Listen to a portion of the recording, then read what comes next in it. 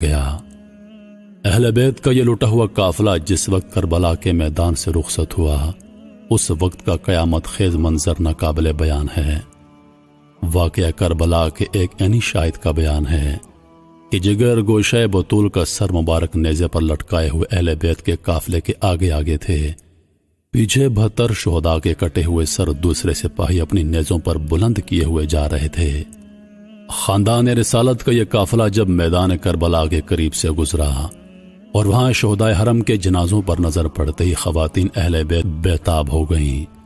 دل کی چوٹ ضبط نہ ہو سکی، آہو دریا سے کربلا کی زمین ہل گئی۔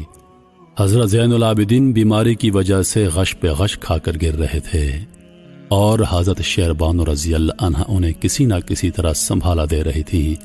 یہ قیامت خیز منظر دیکھ کر پتھروں کی بھی آنکھیں نم ہو گئیں۔ فاطمہ کی لاڈلی بیٹی حضرت زینب رضی اللہ عنہ کا حال سب سے زیادہ رقت انگیز تھا۔ گہرے صدمے میں انہوں نے مدینے کی طرف رخ کر لیا اور دل دہلا دینے والی آواز میں اپنے نانا کو مخاطب کیا، فرمایا، یا محمد، آپ پر آسمان کے فرشتوں کا سلام ہے، دیکھیے آپ کا لاڈلا حسین ریگستان میں پڑا ہے، خاک و خون میں آلودہ ہے، تمام بدن ٹکڑے ٹکڑے ہے، ناش کو گورو کفن بھی میسر نہیں۔ نانا جان، آپ کی تمام اولاد قتل کر دی گئی، ہوا ان پر خاک اڑا رہی ہے، آپ کی بیٹیاں قید ہیں، ہاتھ بندھے ہوئے ہیں، مشقیں کسی ہوئی ہیں، پردیس میں کوئی ان کا یار و آشنا نہیں۔ نانا جان، اپنے یتیموں کی فریاد کو پہنچیے۔ ابن جریر کا بیان ہے، دوست و دشمن کوئی ایسا نہ تھا جو حضرت زینب رضی اللہ عنہ کی اس فریاد پر آبدیدہ نہ ہوا ہو۔ اہل بیت کا یہ قافلہ انہی آہوں اور سسکیوں کے ساتھ کربلا سے رخصت ہو کر کوفے کی طرف روانہ ہو گیا۔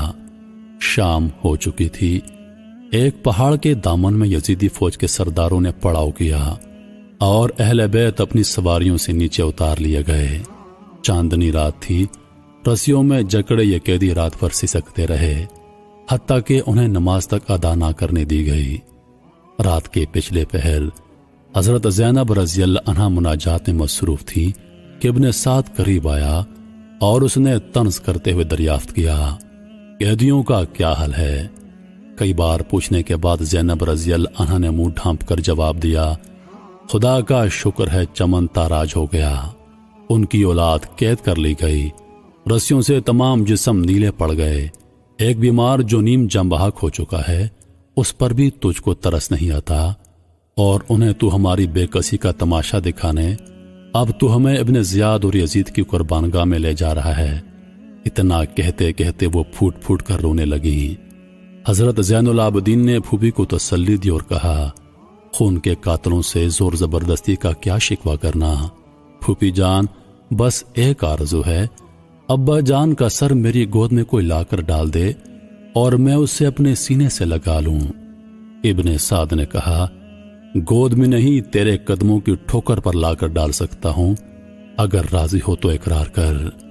ظالم نے زخموں پر نمک چھڑکا، پھر حرم کے قیدی تل ملا اٹھے۔ اضطراب میں بجھی ہوئی ایک آواز کان میں پڑی، بدبخت نوجوان جنت کے سردار سے گستاخی کرتا ہے، کیا تجھے معلوم نہیں یہ کٹا ہوا سر اب بھی دو جہانوں کا مالک ہے؟